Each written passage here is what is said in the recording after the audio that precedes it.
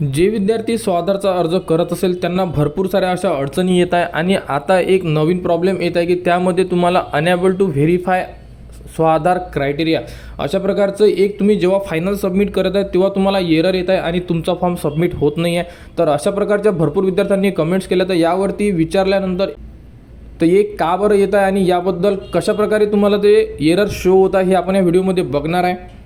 बघू शकता, जर तुम्ही इथे टिकमार्क केल्यानंतर डायरेक्ट फायनल जेव्हा प्रोसीड टू अप्लाय करतात त्यावेळेस तुम्हाला इथे एक एरर होते, unable to verify Swadhar criteria, म्हणजे तुम्ही स्वाधारच्या क्रायटेरियामध्ये बसत नाही आहे। अशा प्रकारे तुम्हाला सर्वांना एरर येत असेल आणि तुमचे फॉर्म फायनल सबमिट होत नाही आहे, तर हा एरर तुमचा नसून साईटचा एरर आहे। साईटमध्ये खूप सारे प्रॉब्लेम सुरू आहे आणि हा प्रॉब्लेम काल आलेला आहे, त्यामुळे विद्यार्थ्यांनी घाबरून जाण्याची गरज नाही आहे। तुम्ही ट्राय करत राहा, तुमचा फॉर्म सबमिट होणार आणि हा प्रॉब्लेम तुम्हाला एकट्याला नाही तर सर्वांनाच येत आहे। माझ्याकडे सुद्धा 1 ते 2 फॉर्म आहेत सध्या, तर त्यांना सुद्धा सेम प्रॉब्लेम येत आहे। यामध्ये जो क्रायटेरिया असतो तो क्रायटेरिया संपूर्ण बरोबर आहे आणि त्यामध्ये दिलेली संपूर्ण इन्फॉर्मेशन बरोबर आहे, तरीसुद्धा हा प्रॉब्लेम येत आहे।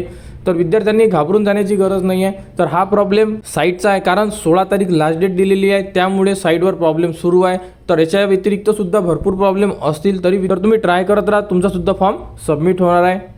तर स्वाधारबद्दल जेही पुढील अपडेट असेल ती तुम्हाला आपल्या यूट्यूब चॅनलवर उपलब्ध करून देण्यात येणार आहे। त्यासाठी आपल्या चॅनलला सबस्क्राईब करा व हा व्हिडिओ इतरांपर्यंत शेअर करा।